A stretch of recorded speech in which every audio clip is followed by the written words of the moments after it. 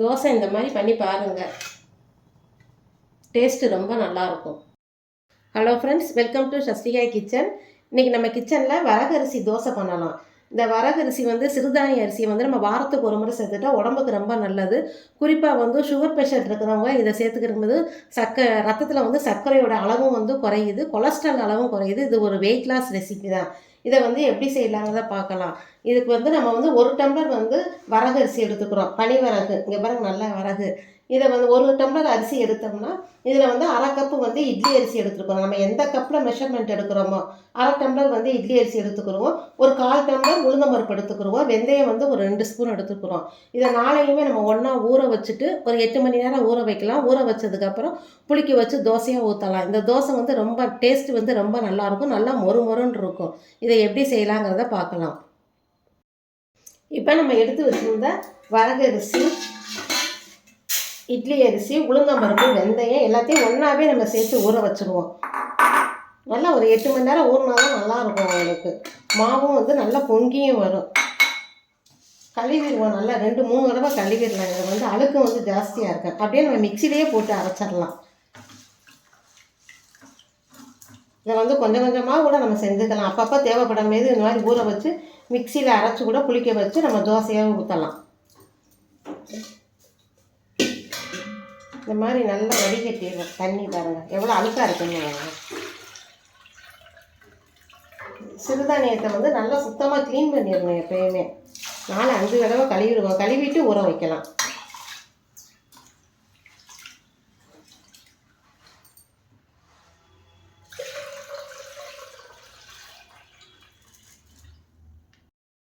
இப்போ நம்ம எடுத்து வச்சுருக்கிற அரிசி, உளுந்து, வரகரிசி எல்லாத்தையுமே நம்ம நல்லா கழுவிட்டு ஊற வச்சிடணும். ஒரு 8 மணி நேரம் ஊறட்டும்.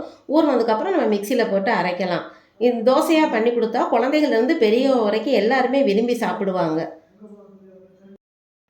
இப்போ 8 மணி நேரம் ஆயிடுச்சு.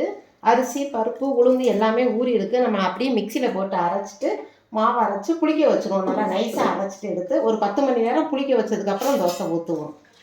தோசை நல்லா டேஸ்ட்டாகவும் இருக்கும், ரொம்ப நல்லா இருக்கும். இது தண்ணி ஊற்றி அப்படியே அரைச்சிடலாம்.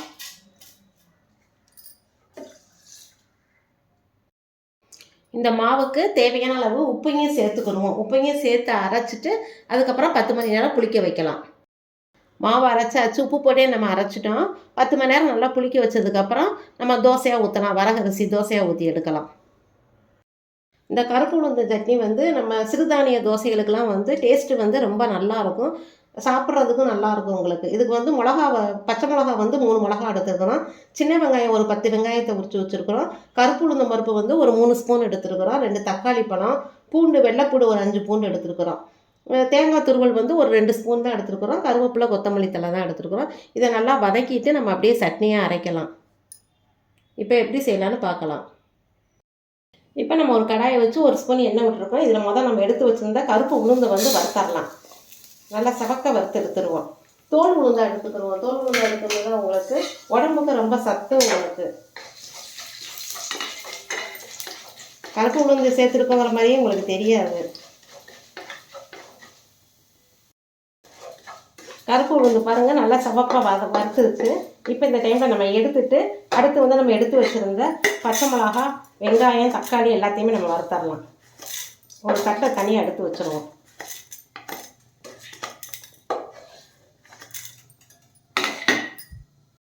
இப்போ நம்ம எடுத்து வச்சுருந்த பச்சை மிளகா, வெங்காயம், வெள்ளைப்பூண்டு இதையும் சேர்த்து வதக்கிடலாம்.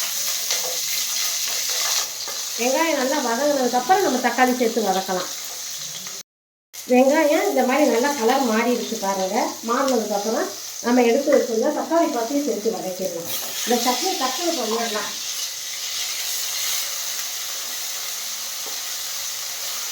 தக்காளி பழம் நல்லா வதங்கினதுக்கப்புறம் தேங்காயும், கருவேப்பிலை, கொத்தமல்லி தழையும் சேர்த்துக்கலாம். தக்காளி பழமும் நல்லா வதக்கிடுச்சு பாருங்கள்.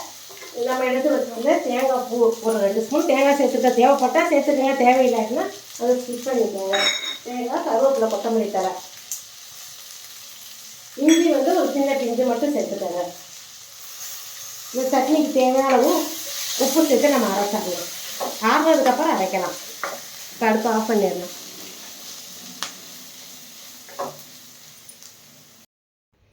நல்லா ஆறிடுச்சு. நம்ம இந்த சட்னியை வந்து மிக்சியில் போட்டு நம்ம அரைச்சி எடுத்துடலாம். எடுத்துகிட்டு தாளித்து வச்சுட்டோம்னா உளுந்தம்பருப்பு சட்னி ரெடி ஆகிடும்.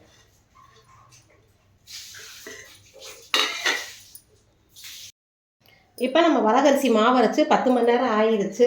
பாருங்கள், ஓப்பன் பண்ணி பார்க்கலாம். மாவு நல்லா புளிச்சிருக்கு பாருங்கள், பொங்கி வந்துருக்குது. இதை அப்படியே நம்ம எடுத்து தோசையாக ஊற்றுறாதான். டேஸ்ட்டு வந்து ரொம்ப நல்லாயிருக்கும்.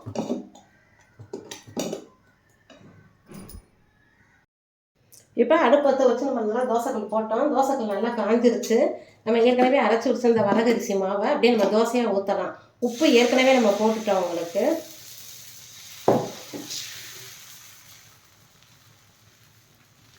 தோசையாக ஊற்றி எடுக்கலாம். ஒரு 2 நிமிஷம் வேக வச்சா கூட போதும், வெந்துடும்.